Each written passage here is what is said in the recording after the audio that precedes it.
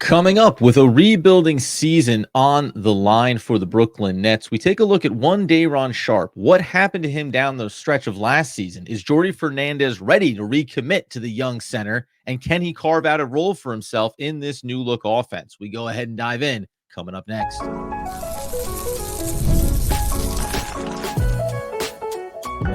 You are Locked On Nets, your daily Brooklyn Nets podcast. Part of the Locked On Podcast Network, your team every day.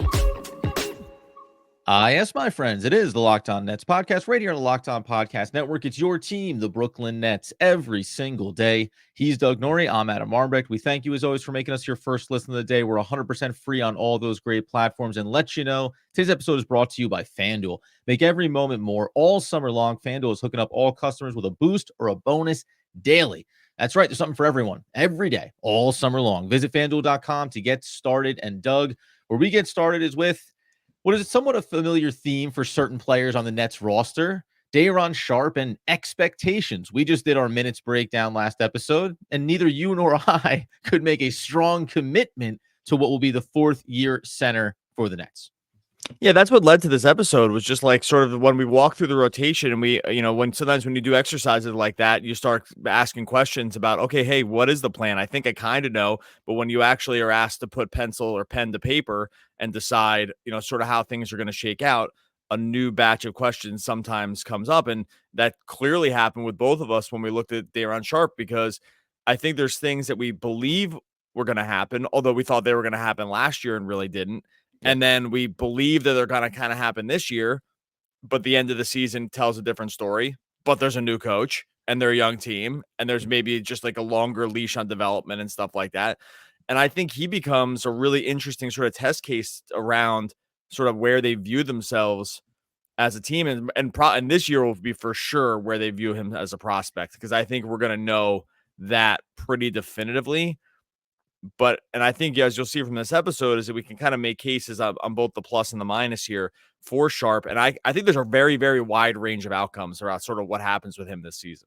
Oh, of course. And, it's funny, too, because we'll get into small ball five lineups and the return of certain players like Trendon Watford and how do these guys fit in, and what's Jordi Fernandez's plan when it comes to how he wants to use players behind Nicholas Claxton. And that includes Noah Clowney. And yes, 4 traditionally, but maybe into the 5. However, the one funny thing that I took away when first just glancing back at Day'Ron Sharpe's stats is, okay, rookie season, he only plays in 32 games. He starts 8. That's his high, by the way, for his career over the first 3 seasons, 8 starts.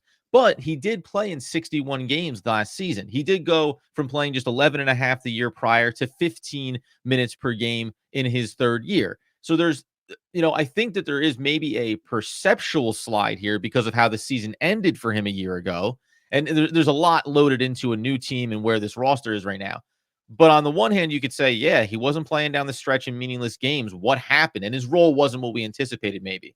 The flip side of that is, for an organization that maybe takes its time in developing its talent and doesn't necessarily push the full gas when you want them to, you can make a case that, okay, in the end, he played in more games, played more minutes.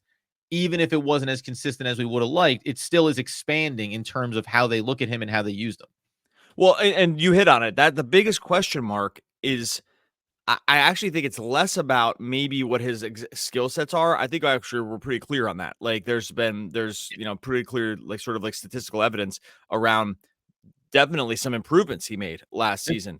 I think we actually wouldn't have too many question marks. I actually think this episode would be titled something totally different, even if the end of the season hadn't played out the way it had. And that's what's really screws you up, right? Because if you look at, because you said, okay, in the aggregate over the course of last season, his minutes were up and he played more games. That's all true, except the problem is, at the time you would have thought the minutes would have really increased. Yes. The season's over. They're checking out the young guys.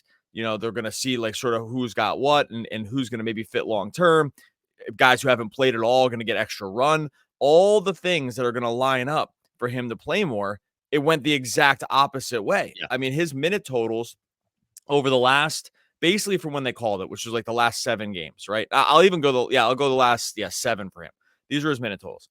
14, and that was in an overtime game.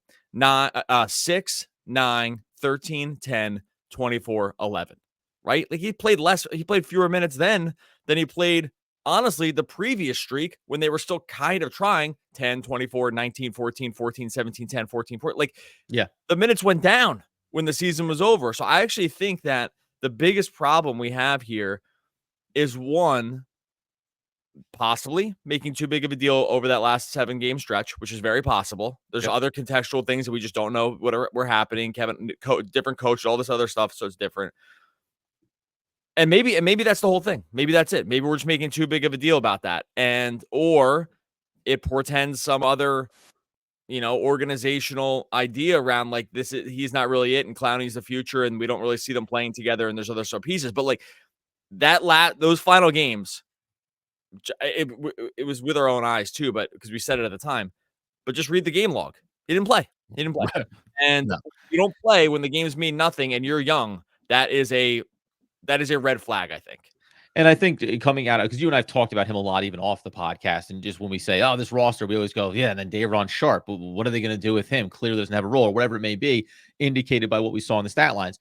The one thing that I think, as we know, moving into a new era with a new head coach and a lot of new players, if I wanted to push back on that sentiment, it would be that at the end of the last season, now, this doesn't justify it or necessarily make total sense, but you go, well, we still have Mikal Bridges. We still intend on having that be the roster going into next season. We are bringing up Noah Clowney. He's going to play minutes. Now, in that iteration of the team, you also still believe in maybe Dorian Finney-Smith sticking around and being a part of it as well. So the mix and match that you're trying to do maybe down the end of the season, saying, where does Noah Clowney fit in? How does he play with Nicholas Claxton? What would it look like if we did X, Y, Z, right? You can probably push and pull around some idea of, we're trying to get a sample on certain other things as we head into an off season that may prove to be critical if we come right back around next year saying we want to compete, we want to make the playoffs, this is the roster going forward. Through that lens, you can make the case that if Noah Clowney is stepping up and you're bringing back Nicholas Claxton, where does Day'Ron Sharpe ultimately fit into it? That wouldn't be a glowing endorsement of him coming into this season, but then you could understand maybe changing, pivoting, and re-engaging with the idea of what Day'Ron Sharpe can be going forward. That being the case, what did we see on film going back to last season? What do we know about his somewhat defined role and skill set at the NBA level? And how does he fit into the Jordi Fernandez team? We'll dive into all that coming up next. All right, before we get into that, let you know the show is sponsored by BetterHelp. Look, when it comes to self-care, you got to have some non-negotiables. You're not going to skip certain things in your day. You're not going to skip a therapy day either. When your schedule can be packed with kids' activities, believe me, I know how this is going. Big work projects, know how that's going too. More, it's easy to let those priorities slip. Even though we know what makes us happy, it's sometimes hard to make time for it. This is why you got to get yourself in to BetterHelp. If you benefited from therapy before, or you're just starting, BetterHelp is there to help you along the way. It's suited to your schedule. It's entirely online. It's designed to be convenient. It's totally flexible. It's just there for you when you need it the most. And sometimes you're not even feeling upfront like you need it the most. Believe me, folks, it pays to help talk to someone when it comes to this stuff. If you're thinking of starting therapy, you have to give BetterHelp a try. Never skip a therapy day with BetterHelp. Visit BetterHelp.com/LockedOnNBA today to get 10% off your first month. That's BetterHelp, HELP.com/LockedOnNBA. All right, so as we continue today's Locked On Nets episode, talking about Day'Ron Sharpe, talking about his role, what can we expect for him going forward as he enters year number 4, and as the team enters, of course, the rebuild, an entirely new version of what our expectations should look like. Before we get into what he is and what his value is to any team, let alone the Brooklyn Nets, does that last comment there in segment 1 ring true to you, where when you go down the stretch of this past season, well, you can look in there and look at Dorian Finney-Smith, look at his minute runs and go, well, why are we playing a 30-year-old veteran this many minutes down the stretch of a season? Okay, because as we've seen the Nets do before, we pay lip service to veterans when seasons are wrapping up and things haven't quite gone the way that we expected. And sometimes it comes at the cost of what fans and you and I may look at and say, yeah, you may be paying that service, but you're doing a disservice to especially young players and developing those talents. This has been almost chapter and verse an issue that we have brought to the Brooklyn Nets and their organization season over season. And that could, and like I said before, we could be making a mountain out of molehill over a very small sample size where we don't know other stuff. With the injuries, like, just who needed to get run. It was a totally different coach. Again, there's a good chance that this is all comes out in the wash very early. And we're just like, oh, okay, that wasn't a problem. Like, sort of is the plan. I think there's other systemic issues that like make it so that that might not totally be the case. But again, it's a new coach and we're not really sure. I do think that they have valued the veterans. Probably too much at times over the years, and it's led to not seeing guys. It's also been when the coaches had different motivations, like, hey, I got to win to keep my job, right? And that makes it, and that makes it like a go ahead. Not to interject, this is my biggest concern when we did our minutes breakdowns, and I leaned into the into the young players and saying they need more run, and you still earmarked veterans for minutes and on the right premise, right? Like, it's just there's hierarchies, there's stature, and it matters, for sessions around the league. Like, this is a shining example of it. The Nets were doing this last season when it was over, and you could just be doing all young players and all rookie run and all experience, and you couldn't get across that line because you're always serving this other agenda that all NBA teams seem to be beholden to, no matter what is happening on the court. And fans overlook it all the time, and it's a real thing. Like, you just can't bench veteran guys. Like, that would be a bad look. I in general, right? Like, if you want to sign guys later, if you want to keep, you just don't. You got to keep these guys happy to some degree, even in the non-stars. So I think that's like an overlooked thing. With Day'Ron, though, look, again, and one final piece in this, we could be making too much out of this. A new coach, motivations are different. It's a totally different situation. It's actually just nothing is a comp for previous years. Like, we can't really comp out previous years compared to this one, except for like the end of last season. I thought that was a kind of a comp, but whatever. With Day'Ron, we just saw baseline. Look, there's a couple things with him. One is like on just a pure statistical level, Luke, and I want to pay mention. Lucas Kaplan did like an awesome video breakdown of Day'Ron, which I will get into here in a little bit. But just on a just like a statistical level, we already know we talk a lot about can you do one NBA, like for young guys especially, can you do one NBA thing really well? Okay, right? Like, do you have one NBA skill? Like we said about the Cam Thomas. Like, do you have an NBA skill? Yeah, you can score, right? Like, okay, no, now can we iterate off that and build with other skill sets to make you a really complete player? That's always the next challenge. So the first thing in the NBA is you need to be able to have. You usually need to be able to do like one thing at least really well. And we know Day'Ron Sharpe can do that, and he can rebound. Like, he is an elite rebounder. Elite.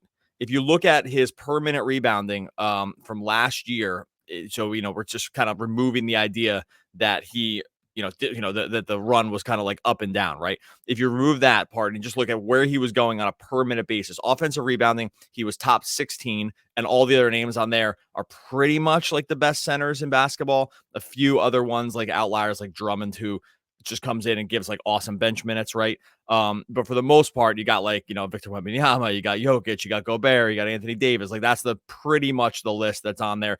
A few other dudes like Sabonis and Jalen Duren and like that. But then you look at offensive rebounding, and Day'Ron gets even better. He was fourth overall if you count guys that play real minutes. Drummond's first, Mitch Rob's second, Clint Capella's third, and then Day'Ron Sharpe is fourth. Like, he can rebound the hell out of the ball. And we know this. Now, is that enough to keep you around the NBA for a long time? I mean, for some people it has been. But if we just start there, it's like, okay, we could do one thing awesomely. And if beyond that, is there like enough in his game to be able to play more? But it's always really encouraging to me, at least, when you can just do one thing that pops statistically.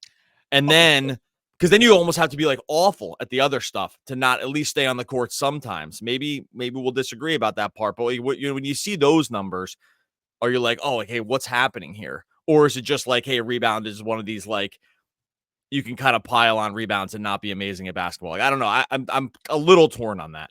Yeah, I mean, nearly 21 rebounds per 100 possessions last season. That's what he was on an average pace for. Now, his rookie season, by the way, when he played in 32 games and he started 8 and had 391 minutes, he was on a 19.8 per 100 possessions rebound rate. 8.7 offensive, 12.3 defensive this past season on a per 100 basis. Like, it's hard to overlook that, and it's very easy to get excited about it. And if you want to project into this season and say, even if he is a one-dimensional player, and I think that there's more to his game than just that, but he's very elite at this one thing. Remember that after Nick Claxton, I mean, we both agree that Ben Simmons is going to be even less than the role maybe that he had a year ago when he played in 15 games. But Day'Ron Sharpe was the third highest rebounder on the team with almost 6.5. Again, only playing 15 minutes a night. You've taken away, you think, the role and expectations maybe for Dorian Finney-Smith in the grand scheme of things. He was fourth on this team. And then you have Mikal Bridges, also not here anymore at 4.5, and Royce O'Neal, who got traded away as well. There are 3 players, 2 of which are no longer on this roster, that combined for over 13 rebounds per game a year ago. And even though you have Noah Clowney and that role is going to grow, and we can think about expanded roles for a lot of players, that production and that consistent production, almost to your point about the skill set, well, that's not going to be easy just to duplicate. Day'Ron Sharpe is a guy that when you put him on the court, he is somewhat magnetically attracted to the ball in and around the basket. Now, it's again because he doesn't have another skill set. Defensively, he's not as switchable or versatile as a Nicholas Claxton. So that's why he's going to be sagging into the paint and around the basket when shots get taken. Offensively, he's going to be around the basket, right? So there's reasons why his numbers look as good as they do. And also, I think they look as good as they do because that is what he knows is his bread and butter as his baseline at the NBA. Yeah, and that's that was going to sort of be the next point, is that like another reason that it might be hard for him to find the court, or had been hard to find the court, is because he just has to play a different defensive scheme than most everyone else. They have to play a lot of drop when he was on the court. Everyone else is pretty switchable. Clowney, Claxton, right? Like all these other Bridges, like all DFS, basically everyone else that they had, even like Jalen Wilson, even Trendon Watford, like everyone else that they sort of had playing minutes and on the team really fit really well into a switchable scheme on a team that really didn't have anyone, a great point of attack defender outside of Dennis Smith Jr., who you could pair into like a good drop coverage sort of formation to be able to get over screens and be able to really fight there on the primary ball handler, so that you could have Day'Ron drop into defense. And if that's the case, then he's just not going to fit, right? Like he's just not going to, it's going to look. The Thomas Sharpe tandem is not going to work well defensively. Or Schroeder, or really anybody. Yeah. Their point guard play, their guard play, they just didn't have these dogs that could really do it, except for DSJ, who was great at it. Yeah. But he had his own injury problems, and like you just can't pair all your minutes together. And at that point, if you're going to play drop when everything else is a switch, then it's going to be hard, and it's going to be hard to find the minutes. And by the way, if still living on that same philosophical trend, which we think will be different under Fernandez, but they still don't have that guy in the backcourt that you can pair with Day'Ron Sharpe to do these things. Coming up here in a second, what are the positives about his game, though? What did Kaplan let us know inside of his film breakdown? And I'll break down another reason why it's hard to get him on the court as currently constituted. We'll dive into that in just one moment. First, gonna tell you about our friends over at FanDuel. Look, you love sports. It doesn't matter that it's the summer and maybe sports has slowed down a little bit. That's why we love sports all year long. That's why we love FanDuel. And we got baseball rolling all summer long as well. And there's so much you can get into over on FanDuel when it comes to baseball. I mean, right, even if you wanted to go over there and just check out the Yankee game here for later on the day, you want to throw a little parlay. Aaron Judge, 2+ bases. Juan Soto, 2+ bases. Lewis Gill, 5+ strikeouts. That sounds like a Yankee win. To me, it could be a win for you, too, over at FanDuel all summer long. FanDuel's hooking up customers with a booster bonus daily. It's every single day. Something for everyone every day, all summer long. Head on over to FanDuel.com. Start making the most out of your summer. FanDuel, official sports betting partner of Major League Baseball. All right, so as we wrap up today's Locked On Nets episode, talking about Day'Ron Sharpe and setting expectations coming into this upcoming season.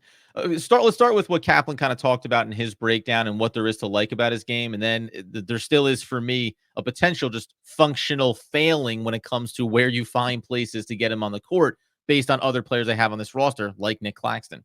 Okay, so Kaplan's breakdown, you can see it on Nets Daily. It came out a little while ago. It's overwhelmingly positive. I do think there's like some conjunction with the team on this. And I'm not, Lucas is the best. He's awesome at this. So it's not that. It was overwhelmingly positive. There were like no negative parts of it too. So, which I'm sure if like it was a full thing, there's parts of the game that you wouldn't see as fully positive. But I do think there was like some branding there. If I'm wrong about that, then someone can at me and I'll print the retraction. I'm pretty sure that's how it went. Either way, I want to just give the caveat. It was overwhelmingly positive. That's fine. There's tons of positive things to take away. He points out that like correctly, that Sharpe improved in a couple areas, like conditioning got a lot better this year. And you can see it just in second attempts, like, second jumps for rebounds, being able to stay with guys, just stuff that you would sometimes just see with your own eyes, right? Like, it was just like, oh, crazy rebound in traffic, like, man among the trees, grabbing stuff, just sort of having a nose for where the ball is going to go. But the conditioning really helped in his ability to grab rebounds that, frankly, a lot of other guys can't. His improvement around efficiency around the rim went up, right? Like, he was able to improve year over year on finishing at the basket, which is a good sign, especially when you're a center. And so, like, those numbers are really, really encouraging from a like statistical and kind of eye test standpoint, that he was able to make improvements on parts of his game, especially like the soft touch around the rim. Like, there were times that we saw, especially rookie year, where it looked rough around his hands, like his ability to sort of know where he was in traffic, going down to getting a rebound. This was not in the video, but like going down too low and not being able to finish off a rebound really easily because you just trapping himself under the basket at times. Yeah, you just sort of allowed like the defense to regather, and then like you're not able to really punish them on the offensive rebound. Sort of like situational awareness, and I think the hands weren't the best either. But overall, like, there was, at the times he was able to play in the system the Nets were playing, there were improvements around some of the trouble spots for him early on. And if you think the conditioning can improve, and you think that the finishing around the basket can improve when you combine it with the offensive rebounding ability, then you're starting to paint a picture of a guy who should be able to stick, right? Like, if you can offensive rebound really well and finish at the basket a little better because your awareness and just your touch is better, like, that is a guy who can really punish other teams, especially other teams' second units. Yeah. And that's really, really encouraging. It's just like I get probably to some degree is a question of whether he has the ability to do it. But those two key areas, I think you have to feel really good just to start. And that's just like on the offensive end, just to start around like what he's able to, like what you can imagine him growing into. Yeah, and I think, you mentioned the conditioning piece of it. 552 in year 2, 921 minutes total played this past season. So there is a big jump there, and maybe that does play a factor. The other thing, as we talked about with a lot of players for the Brooklyn Nets, is you go and look at the stats, and it can be wonky because that there was these different iterations of the team. So certain players, and we use with Cam Thomas, feel like they get yo-yoed up and down sometimes because of expectations and winning championships and star-driven and veterans and all that stuff. That being said, though, if you want to go positive around, the other things that you could look at with him is bigger minute share. That helps. And I think you're right. We talked about this, or I remember talking about this like in his rookie and even his second season, saying, my God, like Day'Ron, the hands at times look like bricks. And especially when it came to gathering up those easy rebounds and getting easy putbacks on the offensive end.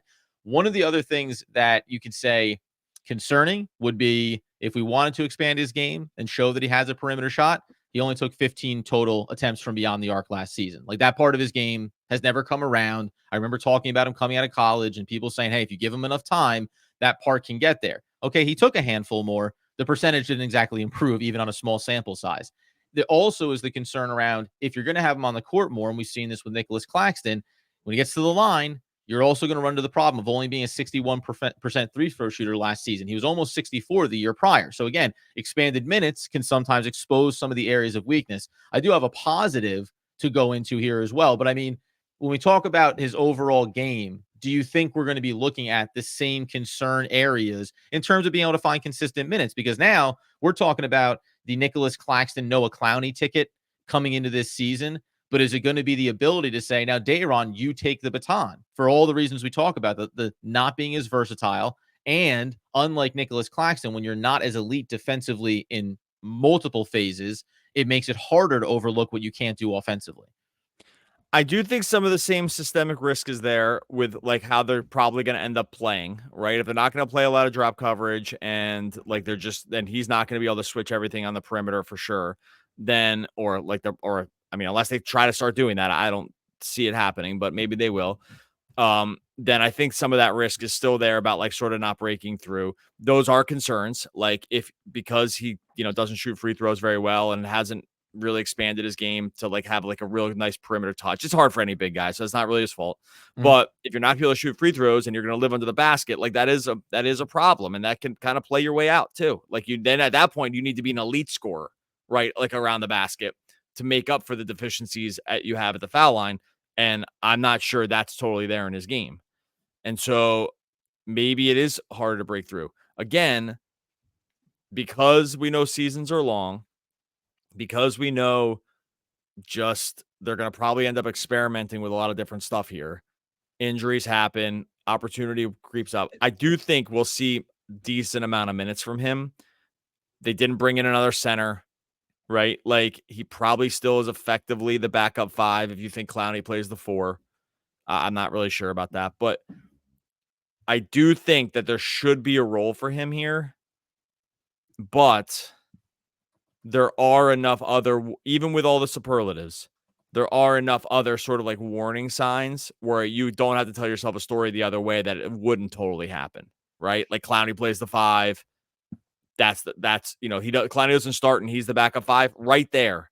Sharpe's minutes get cut drastically. If that's the case, like just do that. Like let's say Clowney is like the 5th, the 6th or 7th man because Claxton starts and he's the first sub in for Claxton. Then you're not looking at 10 minutes or less minutes per game for Sharpe just on that alone. Like just because at that point you just can't find the minutes. Does that make sense? Like I think like sometimes it's just that easy. Oh, yeah, because by the way, we talk about our minutes. You still had Dorian Finney-Smith getting bigger run. I believe that Trendon Watford deserves more run. These are all players that live in the front court, even in the short term at the start of the season. If you make that one switch with Noah Clowney, as you said, coming off the bench, well, now all of a sudden everybody shifts a little bit. And guys, especially in someone like Trendon Watford, it's a little bit of ball handling, a little bit of shooting from the outside, some versatility. Like versatility is kind of the key term that we've been using in this discussion, and maybe Day'Ron not having that. So yeah, maybe that simple pivot. Now, I don't, again, as a guy who put Noah Clowney in the starting lineup at the 4, I'm not as concerned about that part of it, but it doesn't mean that it won't occur. One thing you mentioned there that I'll say to close out is the ability to experiment this season is at an all-time high for Jordi Fernandez and this staff. And I think that would afford, you would hope, Day'Ron Sharpe to come in maybe over a set of games, whether it's due to injury or otherwise, and say, hey, take the expanded run, make the mistakes. We talked about this with Cam Thomas because it's all a part of the growing process. And it's not about wins and losses this year. It's about seeing what we have. He could maybe see a path to carving out a role for himself just by getting more run and not having to look over his shoulder about it or feel like he's compartmentalized in some regard. And the last big positives for me is, one, you go back and look at him over his 3 seasons, no matter how many minutes he's played, games, starts, or otherwise. He has had 118, 118, and 120 offensive ratings and 111 year over year, 112 this past season defensively. If you went through the Nets on this roster over the last 3 years, that's the most consistent offensive to defensive look that you could have, including guys like Nicholas Claxton and others. Like it's hilarious that he has such a small niche role, but can clearly be effective on both ends of the floor. And it just goes back to he's so good at one very specific thing. Can he expand the other areas? And turnovers to assist ratios. The one last thing, per 100 possessions, 4.6 this past year in his minutes on the floor, 3.8 turnovers. That is his first year that he has had a positive assist to turnover ratio. So 3.3 the year prior to 3.7, 2.1 to 3.7. The turnover stayed the same, cut down on the bad and increased the good. Situational awareness, spatial awareness. And when you get those rebounds offensively, knowing that there's opportunities to give it to others and find shooters around you, that's a big part of expanding your offensive package. Yeah, this is gonna be fascinating. Like I said, like this was born out of just sort of beginning to look at these minutes, beginning to look at like sort of how things go. If you spend time just looking at how rotation is going to go, like I said, sometimes you just examine how you think rotations are going to go and try to figure out where minutes come from. You just can't like make infinity minutes. And I know people want guys to play a lot, but it just doesn't always work out that way. And if you start running down the exercise of, who fits where and who starts where, then you start running out of run really, really fast, especially in guys that can't play with everybody. And that's the case for Sharpe. And by the way, if they end up trading Dorian Finney-Smith, it'll become interesting. Talk about minutes. I kind of come away from this feeling a little bit more positive about Day'Ron if they give him run, but then it comes down to you need to clear out something else to start to define and carve out a role where you could say maybe he ends up averaging 20 minutes this season. That would be a good thing, but there's still a lot of congestion in that front court as it stands right now. All right, we're going to get out of here. Much appreciate everyone that's rocking with us through the off season. Make sure you Yeah. subscribe to Locked On Nets over on YouTube. Make sure you subscribe over on wherever you listen to podcasts. Go to wegotnets.com. Grab that free ebook too. That's up there. So it's free. Everyone likes something free. You just got to go to wegotnets.com, throw your email in, get a free ebook about some cool stories in Nets history. It's very easy. Again, like as free as can be. So those are the wegotnets.com. Follow wherever you listen to the podcast or on YouTube. Think big thoughts, but relish small pleasures. Why that is H. Jackson Brown Jr. One of the all-time great poets. We're back again Friday, talking more Brooklyn Nets basketball. Basketball.